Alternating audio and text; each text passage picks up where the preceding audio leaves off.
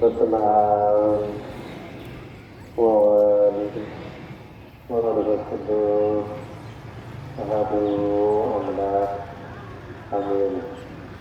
ክቡር አባታችን መልአከ ሰላም ቆሞስ ፈቅዳነ ማርያም ወርዶ የዚሁ ታላቅ ደብር የመረጡበትና ዋና ተዳዳሪ ክቡር መልአከ ብርሃን ቀሲስ ተፈርዱ የዚሁ የመንበረ ጵጵስና መምህረ ወንጌል ሊቃውንተ ቤተ ክርስቲያን መምህራን፣ አበው መነኮሳት፣ አባቶች ካህናት፣ ወንድሞች ዲያቆናት፣ በቅድስናው ስፍራ የተሰበሰባችሁ ሁላችሁም እንደየክብራችሁ እንደየማዕረጋችሁ አባቶቼ፣ እናቶቼ፣ ወንድሞቼ፣ እህቶቼ፣ ሕፃናት ባሰባሰበን ለኃያሉ እግዚአብሔር ፍጹም ሰላም እንደምን አደራችሁ? እንደምን አረፈዳችሁ? እንደምን ቆያችሁ? አሜን። እግዚአብሔር አምላካችን ይህችን ዕለት ይህችን ሰዓት በዕድሜያችን ላይ ጨምሮ በተቀደሰው ስፍራ በምህረቱ አደባባይ በይቅርታው ቦታ በጤና በፍቅር በሃይማኖት ሰብስቦ ሕያው ቃሉን እንድንሰማ በረከቱን እንድናገኝ የፈቀደልን የአባቶቻችን የቅዱሳን አምላክ የሁላችንን አምላክ ቅዱሰ ባሕሪ ሕያው ባሕሪ አምላካችን ዛሬም ዘወትርም የተመሰገነ ይሁን። ወእንዘ ሀሎ እግዚእ ኢየሱስ ኢየሩሳሌም ብዙኃን አምልኮቱ ተወርዩ ተአምረ ዘገብረ። የዮሐንስ ወንጌል ምዕራፍ 2 ከቁጥር 23 ያለውን መነሻ በማድረግ ቅድም በቅዳሴው መካከል የተነበበልን የዕለቱ የመጽሐፍ ቅዱስ ክፍል በዚሁ ርዕስ እንማማራለን። የምስጢሩ ባለቤት ሁላችንን ምስጢሩን ጥበቡን ይግለጽልን።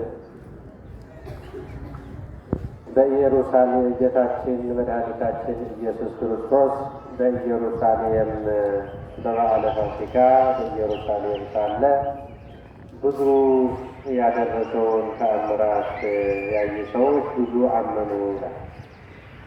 ብዙኃን አምልኮቱ ብዙ ሰዎች አመኑ ይላል። ምን አይተው? ተአምራቱን አይተው። ይህ ሳምንት የአርባ ጾም ሳምንታት የራሳቸው መጠሪያ ስያሜ ያላቸው። የመጀመሪያው ሳምንት ዘወረደ ይባላል። አምላካችን ከሰማየ ሰማያት መውረዱን ከሦስት አካላት አንዱ አካል ወልድ ኢየሱስ ክርስቶስ ከሰማየ ሰማያት ወርዶ ከድንግል ማርያም መወለዱን የሚናገር ሳምንት ነው የሚዘመርበት።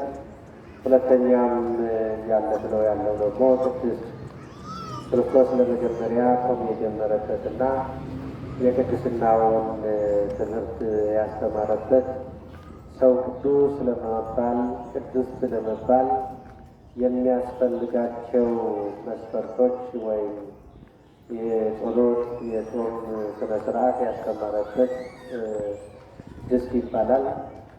አሁን ከዚህ በኋላ ያለው ይህ ሳምንት ደግሞ ምኩራብ ይባላል።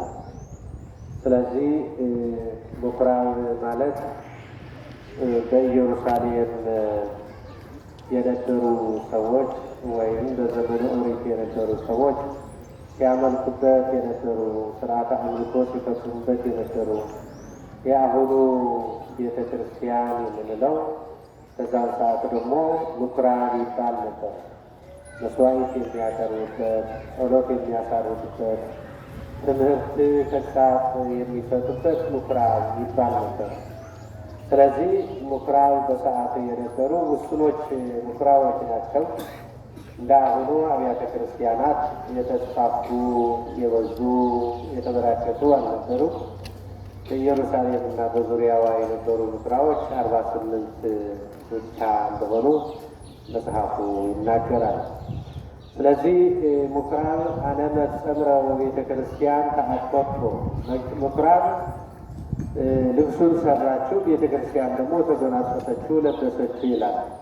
ምኩራብ ትንቢቱን ሲነገርባት፣ ሱባኤው ሲቆጠርባት ኖረች።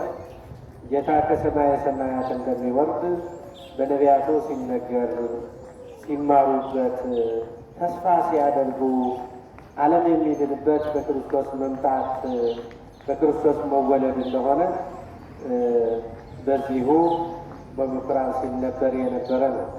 ምኩራብ ለቤተ ክርስቲያን ምሳሌ ናት። ምኩራብ መስዋዕተ ኦሪት ሲሰዋባት የነበረች ናት። ቤተ ክርስቲያን ደግሞ ራሱ ባለቤቱ ሰማያዊው በግ ኃጢአትን የሚያስተሰርይ የዘላለም ሕይወት የሚሰጥበት የምናገኝበት ኢየሱስ ክርስቶስ የሚሰዋባት ናት ማለት ነው።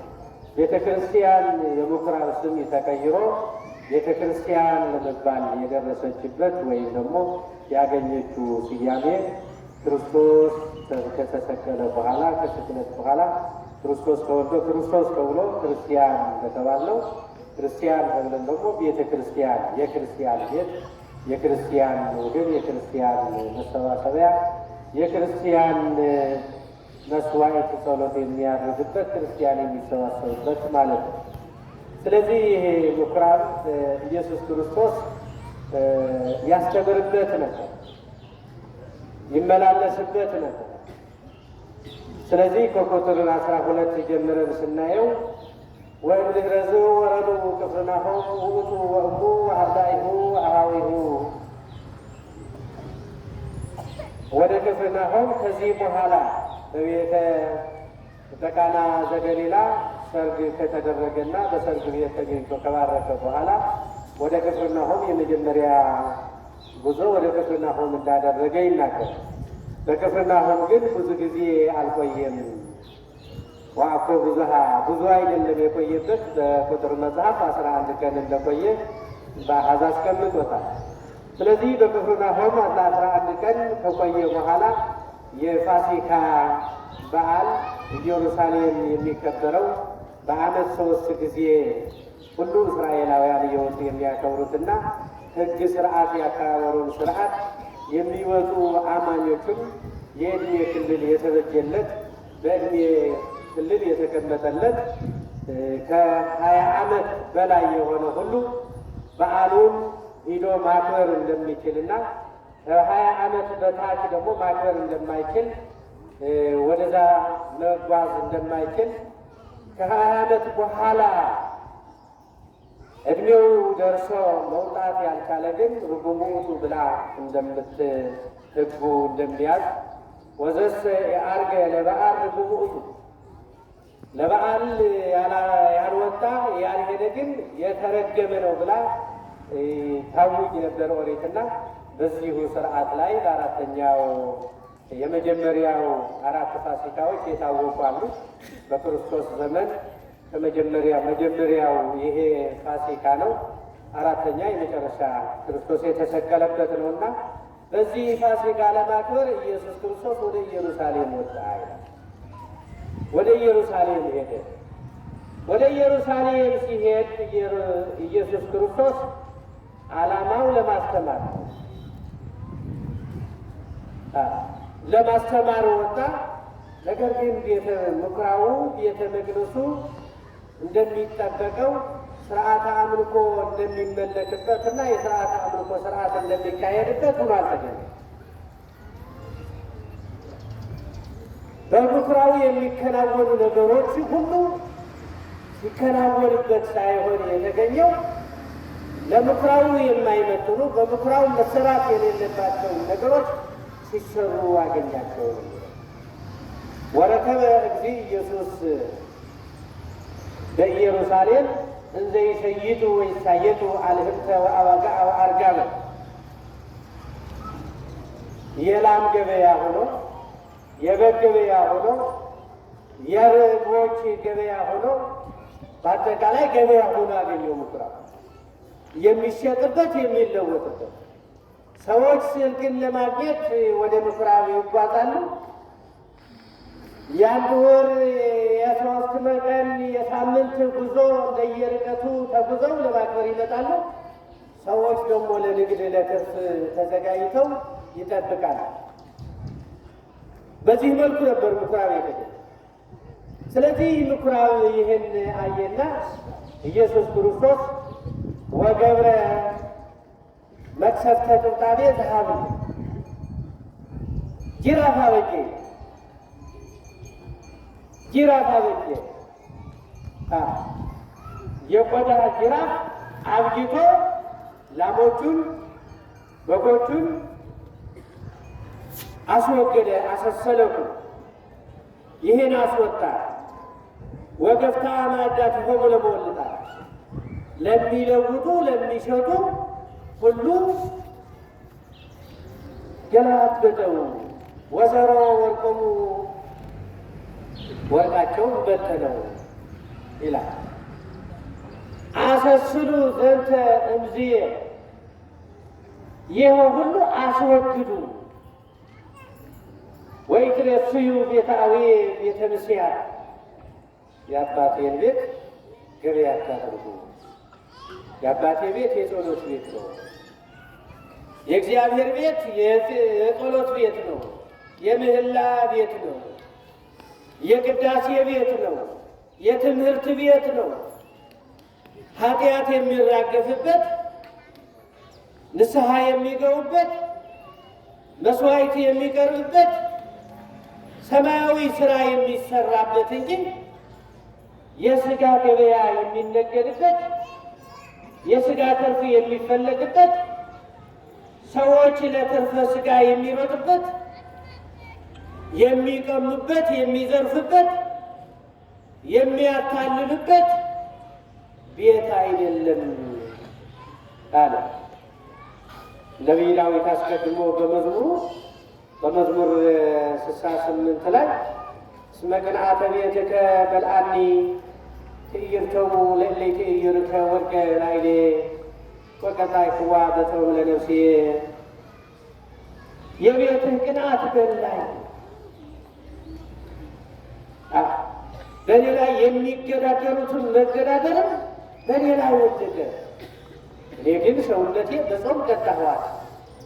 በጾም እንድትከሳ፣ በጾም እንድትተወለቃ፣ እንድትደክም አደረግኋት። እስመ ቅንዓተ ቤትከ በልዓኒ የቤትህ ቅንዓት በላኝ። እነ ነቢይ ዳዊት ይሄ ነበር የሚያስቀናቸው የሚያሳስባቸው። እነ ኤልያስ አምልኮተ እግዚአብሔር በአምልኮተ ባዕድ ሲለወጥ፣ በሌላ አምልኮ ሲለወጥ ሰማይን ለመለጎም ተቃጠለ። 3 ዓመት ከ6 ወር ሰማይን ዝናብ እንዳያዘን ሰዎቹ ከእግዚአብሔር አምልኮ ስለወጡ በእግዚአብሔር ፈንታ ጣዖት ስላመለኩ የእግዚአብሔርን ምስጋና ለፍጡር ስላደረጉ በዚህ ቅንዓት ተነሳሱ። ለነቢይ ዳዊትም ይኸው የቤተ ቅንዓት በላኝ። የቤተ ክርስቲያን ስርዓት ሲበላሽ፣ የቤተ ክርስቲያን ስርዓት ሲጣስ፣ የቤተ ክርስቲያን ሕግ ሲፈርስ፣ ቀኖናውን ሲጣስ፣ ደግሞውን ቀኖናውን ሲናቅ፣ የሃይማኖትን ስርዓት ሲበላሽ ዝም ማለት ያስፈልጋል፣ መናገር ያስፈልጋል። ስለዚህ ይሄ አሳስብ አቃጠለኝ ያለው ነቢይ ዳዊት ይሄ ለራሱ የተጎዳው ነገር የለም። ንጉሠ ነገሥት እስራኤልን አንቀጥቅጦ የሚገዛ እንደ ገል ቀጥቅጦ እንደ ሻማ አቅልጦ የሚገዛ የቤተ መቅደሱ ስርዓት ግን አቃጠለ። የእግዚአብሔር አምልኮት ግን አቃጠለ። ንጉሠ ነገሥት ሆኖ ከሁሉ የሚያስደስተው ምን እንደሆነ በራሱ በመዝሙሩ ገልጦታል። ወደ እግዚአብሔር እንሂድ ባሉ ጊዜ ደስ አለኝ። ወደ መዝናኛ ቤት፣ ወደ ጭፈራ ቤት፣ ወደ ምግብ ቤት፣ ወደ መጠጥ ቤት፣ ወደ ተለያዩ ዘፈን ቤት ለመሄድ አይደለም ደስታውን የገለጠ። የሚያስደስተው ምን እንደሆነ ወደ እግዚአብሔር ቤት ሲሄድ እንደሚያስደስተው በመዝሙር 121 ቁጥር 1 ላይ ያስቀምጦታል። ከሁሉ የሚያስደስተው በሌላው ቦታ 1000 ዓመት ከመንገስ 1000 ዓመት ከመኖር በቤትህ አንድ ሌሊት አድሮ መሞት ይሻላል ብሎ ምርጫውን አስቀምጠዋል። አገልግሎት ገደፍ ውስተ ቤተ እግዚአብሔር መንበር ውስተ ቤተ ኃጥአን። በቤቱ ለመኖር በሌላው ብዙ ዓመት በሀብት በምቾት በዱለት ከምኖር በቤቱ አንድ ሌሊት ይሻለኛል በርግጥ ነቢይ ዳዊት አስቀምጠዋል። ስለዚህ የእግዚአብሔር ቤት ምን ሆኖ ተገኘ? ገበያ ሆኖ ተገኘ። ገበያ በሚዛን ሰውን የሚያታልልበት ሳይሆን ሆነ ብለው ለማሳመን የእግዚአብሔር ስም በከንቱ የሚጠራበት የሚዋሽበት የሚያታልልበት ቦታ ሆኖ ተገኘ። መሸጫ ሆኖ ተገኘ። መገበያያ ሆኖ ተገኘ። ስለዚህ ደግሞ ኢየሱስ ክርስቶስ አስቆጣ። ኢየሱስ ክርስቶስ አሳዘነ። ኢየሱስ ክርስቶስ ጅራፍ አነሳ። ጅራፍ አነሳ። ቤተ መቅደሱን ተደፋፍረው ወደቀ። ዓለማዊ ስራ ሲሰሩበት፣ መንፈሳዊ ስራ ትተው ዓለማዊ ስራ ሲሰሩበት። ስለዚህ አንደኛው ቤተ ክርስቲያን አሁንስ እንዴት ነው ያለው? በቤተ ክርስቲያን ዙሪያ የምንሰራው ስራ ምንድን ነው? ወደ ቤተ ክርስቲያን ስንመጣ ምንድን ነው ስራችን? ምን እናገኛለን? ምን እንሰራለን? ምን ይዘን እንመጣለን? እንደምንመጣ መገንዘብ ያስፈልጋል። ትክክል ከእግዚአብሔር ጋር ተገናኝተን ነው እየሄድን ያለነው? እግዚአብሔር አመስግነን ነው እየሄድን ያለነው? የእግዚአብሔር በረከት ተሸክመን ነው እየሄድን ያለነው? ለመሸከምና በረከቱን ለማፈስ ቅድመ ሁኔታ ተዘጋጅተን እየመጣን ነው ያለነው?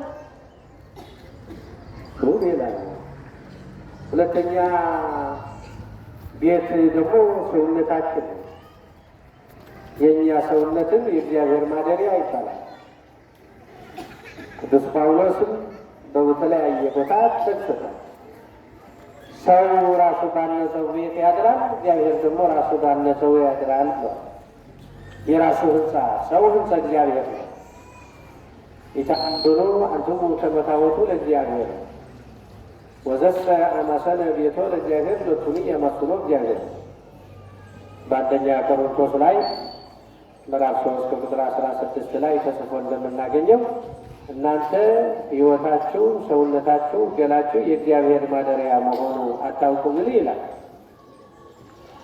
የእግዚአብሔር ማረፊያ፣ የእግዚአብሔር ማደሪያ፣ የእግዚአብሔር መመስገኛ የሆነ ሰውነታችሁ የኃጢአት ማደሪያ፣ የክፋት ማደሪያ ካደረጋችሁት እግዚአብሔር ያጠፋችኋል ይላል። እግዚአብሔር ያጠፋል። ስለዚህ ሕይወታችን እግዚአብሔር የሚመሰገንበት ነው።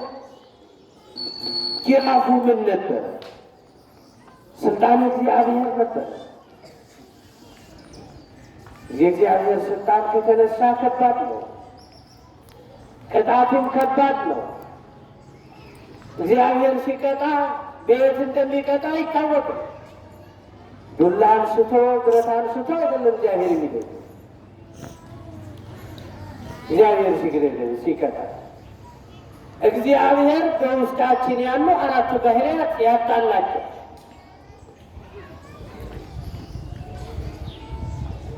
ሕይወታችን ምስቅልቅል እንዲሞታ የተለያዩ በሽታዎች መቅጫ ይልካል።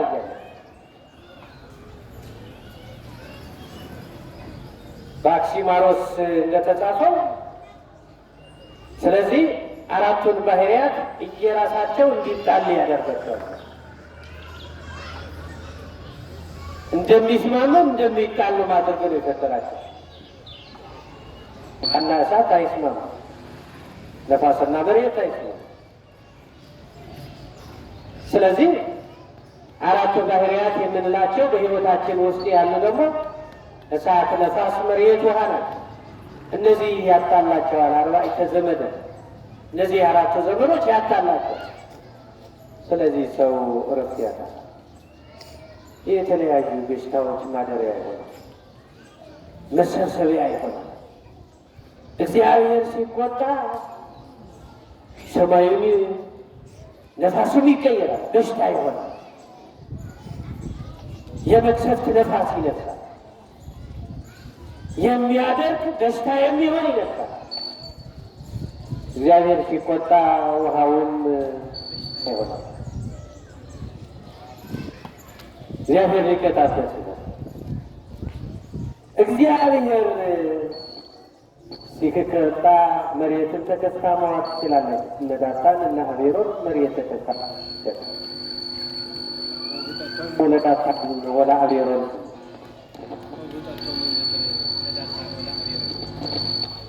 ስለዚህ ሁሉም ይጣላሉ፣ ሁሉም ይሰለጥን። አዳም በገነት እያለ እኮ ለ7 ዓመት ከ1 ወር ከ17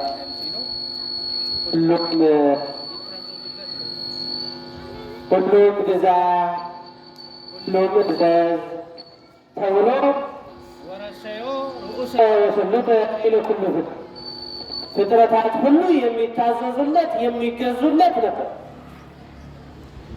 በአዳም ላይ ማንም የሰለጥን አልነበር። አዳም ከፈጣሪው ጋር ሲጣላ ግን ሁሉ የሚያስፈሩት ሁሉ በሱ ላይ ተነሱት። ለሱ ሲገዙ የነበሩ ለሱ ሲታዘዙ የነበሩ ጠላቶች ሆኑበት።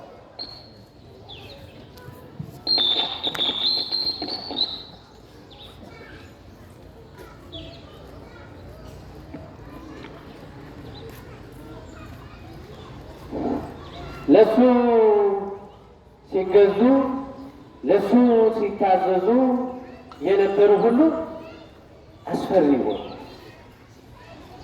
ጠላቶች ሆኑ። መላእክትን ሲያገለግሉት የነበሩት ሲያስተምሩት የነበሩት ጠላቶች ሆኑበት። ከእግዚአብሔር ከተጣላን ኃጢአት ስንሰራ ሁሉ በእኛ ላይ ይሰለጥናል። የእግዚአብሔር ሰራዊት ሁሉ ጠላቶቻችን ይሆናል። መላእክቱም፣ ቅዱሳን ጻድቃንም፣ ቅዱሳን ሰማዕታትም ሁሉም እኛ ይለያል። ኃጢአትን ስንሰራ ሲጠብቁን የነበሩ ሁሉ ይርቃሉ፣ ይሸሻሉ። በዛን ሰዓት የሚቀሩ አጋንንት ናቸው። በዛን ሰዓት ጽድቁ በነበረበት ቦታ አባህለት እዚህ ኃጢአት በህየት ጸጋ እግዚአብሔር ተብሎ እንደተጻፈ ኃጢአት በበዛችበት ጽድቅ ይገባል። ጽድቅ በበዛበት ደግሞ ጽድቁ ሲወጣ ኃጢአት ስንሰራ ደግሞ ኃጢአት ይገባል ማለት ነው። መጀመሪያ አዳም ለ7 ዓመት የጽድቅ ስፍራ ሆኖ ኖረ፣ የጽድቅ መናኸሪያ ሆኖ ኖረ። ኃጢአት ሲሰራ ጽድቅ ወጣ፣ የኃጢአት መናኸሪያ ሆነ፣ የኃጢአት መጋዘን ሆነ። ጌታ ከሰማየ ሰማያት ወርዶ ካዳነው በኋላ ደግሞ ኃጢአቱ ተወግዶ ኃጢአቱ ተጠርጎ ደግሞ የጽድቅ ቦታ ሆነ። ኃጢአት በነበረበት ቦታ ጽድቅ ሞላበት። ስለዚህ ይህ ምኩራብ ግፍ በሞላበት፣ ኃጢአት በሞላበት፣ ምቀኝነት በሞላበት፣ ተንኮል በሞላበት የሥጋ ገበያ ሞልቶበት የነበረው ኢየሱስ ክርስቶስ በስልጣኑ ካስወገደው በኋላ የጽድቅ ቦታ ነው፣ የበረከት ቦታ ነው። ስለዚህ ሕይወታችን ኃጢአት ሰርተን በኃጢአት ተለስነን በኃጢአት ማቀን ወደ ቤቱ ስንመጣ ንስሐ ስንገባ አራግፈን ኃጢአቱን አብስሰን ጽድቁን ተሸክመን የምንሄድበት በኃጢአቱ ቦታ ጽድቁን፣ በረከቱን፣ ጸጋውን ተሸክመን የምንሄድበት በበደሉ ቦታ ይቅርታውን ተሞልተን የምንሄድበት ነው። በዚህ ተወደዳችሁና የተከበራችሁ በዚህ ጊዜ ምንድን ነው ይሄ የምትሰራው? ከማን ስልጣን ነው አለ። የማን ስልጣን ነው ይሄ? ገበያውን እንድትፈታ፣ ህዝቡ እንድታስወጡ፣ እንስሳቱ የሚሸጡ የሚለወጡትን እንድትጠራሩ የሰጠ ስልጣን ይሄ ምንድን ነው? ከማን ነው? ከምድራውያን ነገስታት አይደለም፣ ከምድራውያን ካህናት አይደለም። ይሄ ስልጣን ከየት አገኘው? የማን ነው ብለው ጠይቀው፣ ምን ተአምራት ታሰራለህ? ምን ምልክት ታደርጋለህ? ምን ሌላ ነገር ያልተሰራ ምን ታደርጋለህ ብለው ሲጠይቁት ይህ ቤተ መቅደስ እሱም ሆነ ዝንቱ ቤተ መቅደስ ወሰለሱ ነሳሃን ነበር። ይህ ቤተ መቅደስ አፍርሱትና በሶስተኛው ቀን ሰራዋል። ይሄ ቤተ መቅደስ ብሎ የተናገረው እነሱ ያዩት ያ ምኩራብ ያ ቤተ መቅደሱ ቅዱስ ቅዱሳን ይባላል። እሱ ደግሞ በዘሩባቤል ዘመነ መንግስት መንግስቱም ህዝቡም አንድ ሆነው ለ46 ዓመት ነው የፈጀባቸው ሲሰሩ 46 ዓመት የታነጸው ቤተ መቅደስ በ3 ቀን አንጸዋለሁ አለ ብለው ተነሱ። እሱ ግን እያላቸው ያለው ወትሰይ የለው ዘንተ ቤተ ሥጋው እሱ እያለው ያለ ግን ቤተ መቅደስ ስለተባለ ህይወቱ ሰውነቱ በዚህ ያቀረም እንድነው እሰቀላለሁ፣ ትሰቅሉኛላችሁ፣ ትገርፉኛላችሁ፣ እታመማለሁ፣ እሞታለሁ፣ በሶስተኛው ቀን እነሳለሁ። ስለ ራሱ ህይወት እያስተማራቸው ነው። የሰው ህይወት ይፈርሳል፣ ይበሰብሳል፣ ግን ይነሳል። ፈርሶ በስብሶ አይቀርም። ወአይሕፀረ ዕድሜ ለርሱ በራሱ ግን በሶስተኛ ቀን ነው። ፈርሶ በስብሶ የሚቀር አይደለም። ስለዚህ እንዴት ይሆናል አሉ እነሱ። እንዴት ይከሰታል ይሄ ነገር እንዴት ይሆናል አሉ። ኋላ ግን አልቀረም። ያዙት፣ ገረፉት፣ ከነከሩት፣ አሰሩት፣ በችንካር ቸንክረው ሰቀሉት። ዓለምን አልብሶ የፈጠረ አምላክ ሰማያውያን መላእክትን ፀሐይን፣ ጨረቃን በብርሃን ያለበሰ አምላክ ምድርን በልዩ ልዩ አበባ በልዩ ልዩ ልምላሜ አልብሶ የፈጠረ አምላክ ሰውን አክብሮ የፈጠረ አምላክ ራቁቱን ሰቀለ። የአይሁድ ክፋት፣ የአይሁድ ተንኮል ራቁቱን ሰቀሉ። እሱ አልብሶ ፈጥሯቸው፣ እሱ አክብሮ ፈጥሯቸው፣ እነሱ ግን ራቁቱን የሰቀሉ በአርአያውና በአምሳሉ የተፈጠሩ ሰዎች አይምሯቸው ተነስቶባቸው በኃጢአት ተመልተው በበደል ተመልተው አይምሯቸው ደምስ